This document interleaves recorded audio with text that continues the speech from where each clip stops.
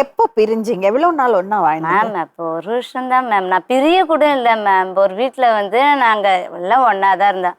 பாப்பா வந்து 2 வருஷமாக தான் என் கூட இருக்கிறா. அது வரைக்கும் எங்க அது வரைக்கும் அவங்க அம்மா வீட்டில் தான் வச்சுருந்தாங்க. எங்கள் குழந்தைனார் நல்லா படிச்சிருக்கிறாரு, அவர் ஃபோட்டோகிராஃபரு, அவரு நல்லா சம்பாதிக்கிறாருன்னு சொல்லிட்டு கொஞ்சம் நான் பாப்பாவை அங்கே விட்டு வச்சுருந்தேன். நீங்க வேலைக்கு போனீங்க? அப்போ நான் இங்கே சென்னையில் இருந்தேன் மேம். சென்னையில் இருக்கும்போது இவர் வந்து சென்னையில ஏஜென்சில வேலை பண்ணிட்டு இருந்தீங்களா? இல்லை மேம், நான் திரும்பி வந்து வீடு வாடகை எடுக்க சொல்லிட்டேன். ஏன்னா இவர் வந்து கேரளாவில் இருக்கிற வரைக்கும் எனக்கு சம்பாரிச்சு எதுவுமே தரலன்னு சொல்லிட்டு நான் திரும்பி சண்டை போட்டு கோச்சிக்கிட்டு சென்னைக்கு வந்தேன். நான் வந்துட்டு அப்போ வந்த உடனே சரின்னு சொல்லிட்டு இவர் என்ன பண்ணார், ஒரு 2500 ரூபாய்க்கு வீடு எடுத்தார்.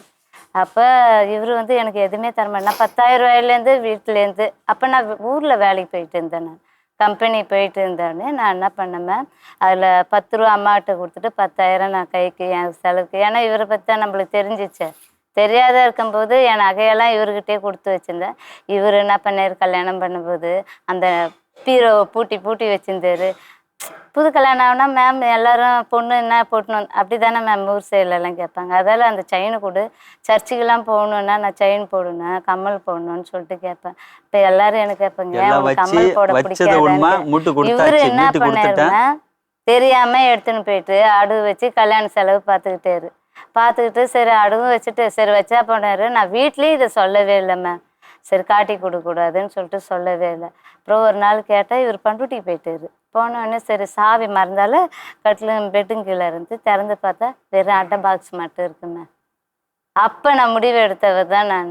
சரி இப்பவுமே நம்ம கோழையாக இருக்கக்கூடாது, எதுலையுமே நம்ம வந்து ஸ்ட்ராங்காக இருந்தால் தான் எல்லாத்துலேயுமே முன்னேற முடியும், பொழைச்சிக்க முடியும். இதுமாரி ஆளை கல்யாணம் பண்ணிட்டு இருந்தால் நம்மளுக்கு வர மாரி இன்னொரு பொண்ணுக்கும் அதுமாரி வரக்கூடாது மேம்னு சொல்லித்தான் நான் அவ்வளோ ஸ்ட்ராங்காக இருந்தேன். இன்ன வரைக்கும் மேம் எங்கள் வீட்டில் வந்து சொன்னதே இல்லை.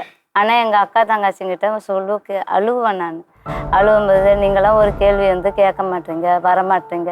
இன்னும் நான் வந்து 13 வருஷம் இருக்கிறேன் மேம். என்ன வேலை செய்றீங்க இங்க?